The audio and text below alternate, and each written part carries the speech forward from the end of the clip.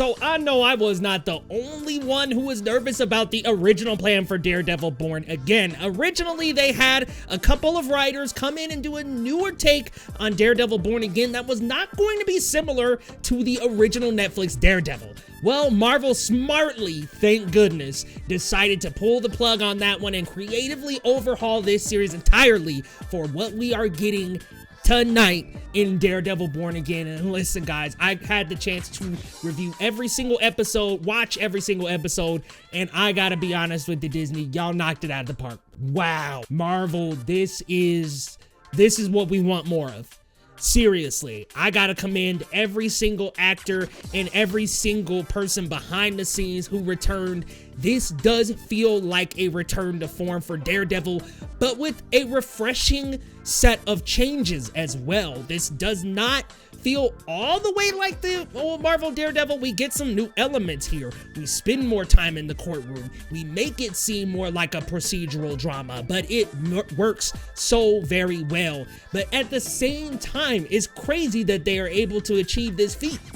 It also feels like we pick up right where we left off at the end of Daredevil Season 3, between the acting, between the tone, between the style and the set pieces.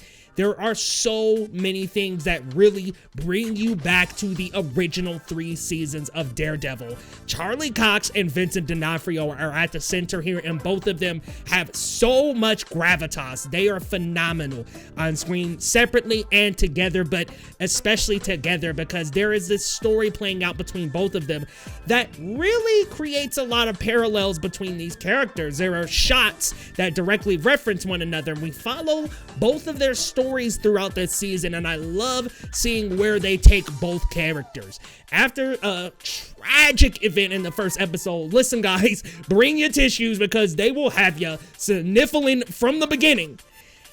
We see Matt Murdock start to move away from the Daredevil moniker and start to try to be Matt Murdock. But as the series progresses, Daredevil is born again, and guys, we get to see a magnificent character progression from a Matt Murdock who is not quite enamored with the Daredevil vigilanteism anymore, start to really miss that and start to really want to get back into the crime fighting, guys. We get great performances from Charlie Cox and Vincent D'Onofrio here. Vincent D'Onofrio, another example of a character who starts out one way but is slowly pulling back and getting pulled back into their former lifestyle. Of course, he is on the other end of it. Instead of the heroism and vigilante, he is a villain who slowly, like I said, starts to feel that push and pull between being mayor and wanting to be a villain again. But there are so many great elements of crime, politics. It is just so well played out, you guys. Listen, I really enjoyed the show for its gritty tone and its very hard R. Like, I'm not even joking here, guys. There is some crazy violence and some great action sequences in this show, but it is not for kids.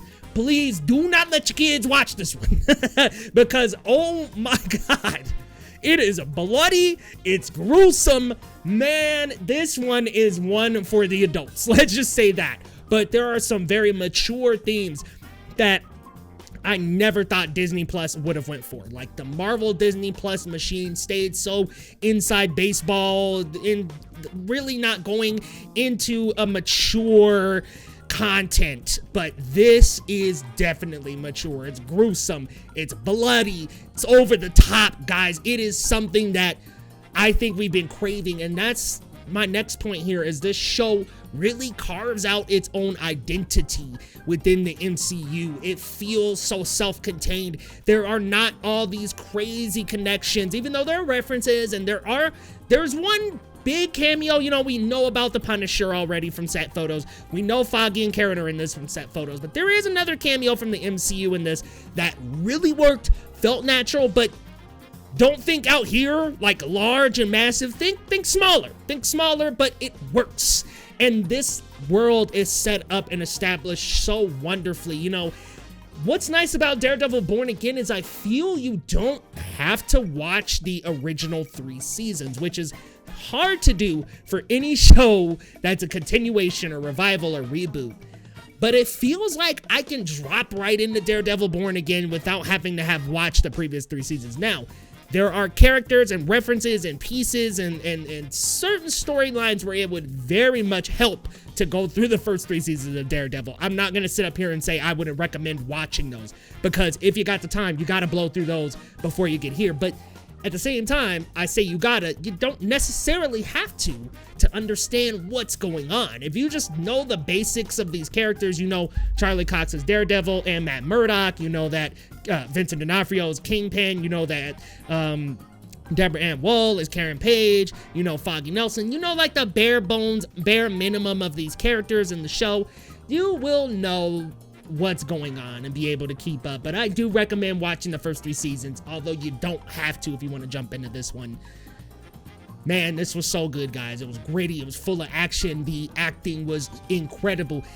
Margarita Levieva, she was awesome as Heather Glenn. I really loved her chemistry with Charlie Cox as Matt Murdock. They were so, like, they were steamy, y'all. I was looking for the word, and I'm like, they were steamy together. I mean, these two was, fan the flames, y'all. They was hot. They were so great together, and I really enjoyed watching their arc throughout the season as well. I like seeing the new supporting characters of Daredevil Born Again. Michael Gandolfini, I thought was excellent as well. I think that he does a great job of becoming Kingpin's right-hand man and really just going along with anything Kingpin wants to do. I think that he is like his protege, and I love the building of that relationship as well. Frank Castle is back, you guys, and he does an excellent job. Man, I am so happy to see John Bernthal don the White Skull again, you guys, and there is a scene in the last episode of this season that absolutely had my jaw on the damn floor. This is one of the best scenes in recent Marvel history. Honestly, one of the best scenes in the entire Daredevil franchise. I might even go as to say this is one of my favorite scenes in the entire MCU, but it does involve Frank Castle, and you will get to see it toward the end of the series. But this run of Daredevil episodes was incredible. I love the acting from the actors. I love the return to form, and at the same time, giving us this fresh, new feeling. There's one thing I didn't quite love about Daredevil Born Again, because everything else pieces together great. By the way, the music is phenomenal. The cinematography is incredible. Really, they personify the city of Hell's Kitchen in New York through the cinematography and camera work. They do a great, excellent job of really making the city its own character, and incorporating that original Daredevil theme into the score was a chef's kiss. I think they do an incredible job of bringing things back. But let me get to one thing that just clipped the wings of Daredevil Born Again for me, and that was the Muse storyline, y'all. The Muse storyline was just not that good, because, you know, Daredevil is just like, Daredevil Born Again is just like Daredevil, in where we have concurrent storylines going on, and unfortunately the Muse character comes up short. I hate to say it, but the Muse character was just not good. It was an underdeveloped story. I didn't love the acting as much. I just think that this was a villain that, if you took his story out of the overarching plot of season 1, I don't know that I'd be mad. So I would say I was a little deflated by that. Maybe not necessarily deflated, but I just didn't like that story. And if I had one thing I didn't like, it would just be that storyline. Everything else I thought was awesome. I mean, seriously, White Tiger, fantastic character. I love what they do with this character and how they run through some episodes with him. I love the interactions that he does have with Daredevil and Matt Murdock. I think that the White Tiger character is such an awesome character to put into this season. Man, we got a lot of great things to say about Daredevil Born Again, y'all, and I loved this season so much. This is up there with Cobra Kai and your Family Neighborhood Spider-Man as my 3 favorite movies, or 3 favorite TV shows. Goodness, y'all. My 3 favorite TV shows of 2025. They are all so incredible. And if I had to give the edge to one, I might say Daredevil Born Again, to be honest. It's 1A, 1B with Cobra Kai, man. It was fantastic. Love the gore, love the action, love all the technicals as well. The production also feels like it's on another level. I am over the moon about Daredevil Born Again, but by the time this video drops, the episode will be out. So guys, what are we waiting for? Let me know your thoughts down in the comments. What did you think about those first couple of episodes of Daredevil Born Again? Because I had a blast with the entire series, but the first 2 episodes really get you in the driver's seat of the Daredevil lore yet again. And y'all, it is great to be back. So hey, if I had to give a rating out of 10 to Daredevil Born Again, listen, I'm going with a hard 9 out of 10. This was fantastic. I loved it. Listen, if that Muse storyline was just as good as the rest, it would be a 10 out of 10. That's the only thing that knocks it down a little bit for me, but everything else I really enjoyed, you guys. Y'all definitely got to check out Daredevil Born Again and let me know your thoughts down in the comments. And hey, if you're new to the channel, hit that subscribe button down below. The name is Leo Wydell, and we talk movies, TV shows, Marvel, DC, and more through reactions, reviews, and short videos. So come on back to the channel, guys, and we'll see you next time on Geekly Goods.